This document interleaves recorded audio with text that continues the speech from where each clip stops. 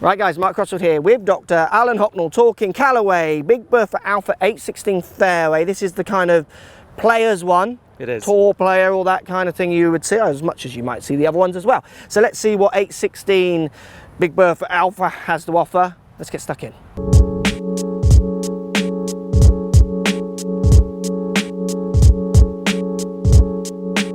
So, Alan, hit me. What we got? Big Bertha Alpha 816. What's it doing? You're looking at our most technically advanced fairway wood ever. Technically advanced. There you go. So what we wanted to do was make the fairway wood head shape more like the size of our standard fairway wood. So you might have seen a fairway wood from us before with 2 screws on the bottom, and it was a little bit small, pro sort of size.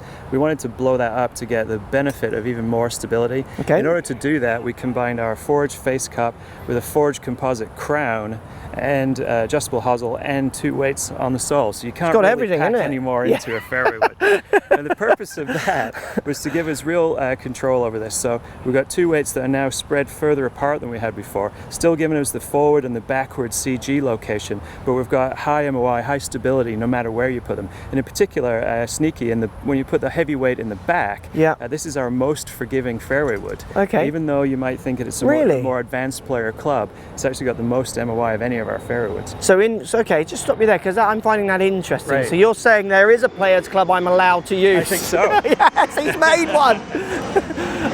Okay, so it's the profile is not going to be smaller than the other one, is it? No, the profile is that of pretty much a standard fairway wood. You know, if you look at this is the ultimate club. I love this. Yeah, if you look at this, it's got the easy to hit shape and size. I can pretend to be a golfer. Yeah, it's got a lot of MOI. If you put the big weight in the front, you get that lower spinning, more penetrating trajectory. Yeah. And you use that in tandem with the adjustable loft to figure out just exactly what role you want that sort of shot to play, depending on your, if you're on a fast running course or you're in a lot of wind, that might be great. Big weight in the back though, easy to launch, a little bit more spin, real stable no matter where you hit on the face. Yeah, that's interesting. Lots of ball speed from every location. Well, I will be testing that now you've said that. I'm looking forward to this. So we're basically saying we've got the changeable neck, which you'll find going up 2 degrees in loft, down in 1. Yes. And I presume available in a few different lofts. Yep. So this is a 14 is there? 16, 18. Okay, fantastic. And then we've got 16 weight free at the front, 16 at the back, which is going to make it more stable and make me be able to control it. Or you can flip it round if you want to lower the spin. What kind of numbers in spin are we taking off? 200, 300? Yeah, it's in the 200-300 range. Which is quite a lot for a 300. About a degree a lot. For a 300. Yeah, so we're doing pretty well there. In terms of the amount, we didn't want to go extreme because I think we felt that we might have overcooked it in in one that we've made before. So we wanted to produce a more balanced design and keep in with a lot of the design theories of the other drivers in fairway. Fantastic, and it's got that clean Callaway kind of in your player's bracket top line, isn't it? Yeah. Very black stealthy look with the kind of, it is a black face, but it's more of a shiny finish to the matte top, isn't it? So it's a good looking club, and it's an interesting idea that you can get it as stable as anything else. So I will be testing that. Well, let's go and hit it now and see how it comes out. Right, so I'm here with John and we've hit some shots. We've actually got TrackMan using numbers today, so slightly different numbers to the numbers I use because I use GC2 HMT. But the data comes out very similar, I find, on both machines.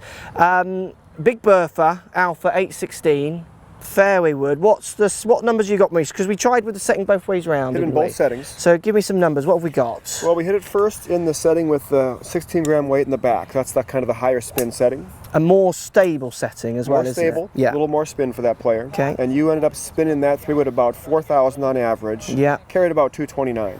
Okay, so 229 is not bad. That's about my average carry. I do go a little further. I can get a bit more out of a fairway wood than that, but that is a general average, so not bad. What about when we flipped it around then?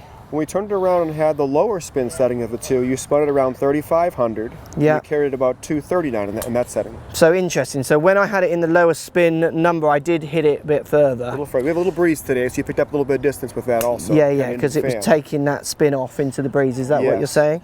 Okay, what's interesting out of those two, what are the dispersions like? Because I felt like I could hit target more with the weight at the back. Now I can't articulate why. That's definitely what I felt though. So what were the dispersion numbers like? You're correct in that assumption. When we were in the higher spin setting, a little higher MOI setting, your dispersion was about 24 feet to the right. Okay.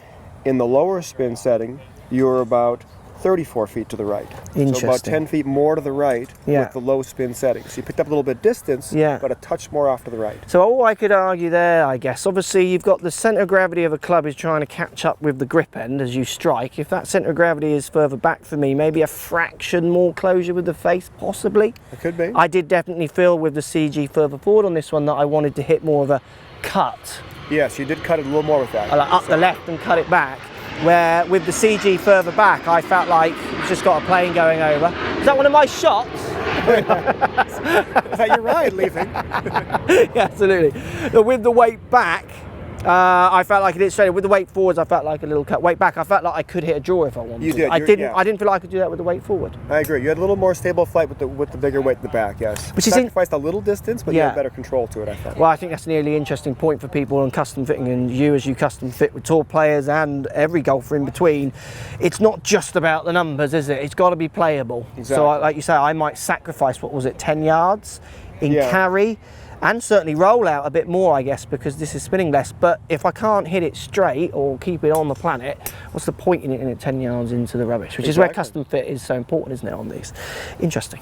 Brilliant. Happy with that one. Excellent, yeah. I think weight at the back would be where I would stick with Good one for you to start off and test it and see if you like that. Yeah. Unless I wanted to work my low, speefy fade. Yeah. We have a little bit of fade wind here too, so yeah, that might come into play. Yeah, so absolutely. You gotta it was the on wind. The course. It wasn't me. No, it was the wind. never you. I like John. Yeah. Thanks for watching, guys. Post comments down below. Big Bird for Alpha 816. Interesting. Get fit. These are just some ideas of what I do with the club. You've got to go and test it yourself and see what you find, because you might find that you easily control it from any setting. That is my personal thing, isn't it? Exactly. Good stuff. Thanks for watching. Speak to you soon. Thanks for watching. Subscribe to my YouTube channel for loads more videos. Find me on Instagram at Crossfield Mark. Also on Twitter at 4golfonline. Find me on Facebook, Mark Crossfield. Thanks for watching. Post comments as always, and see you soon.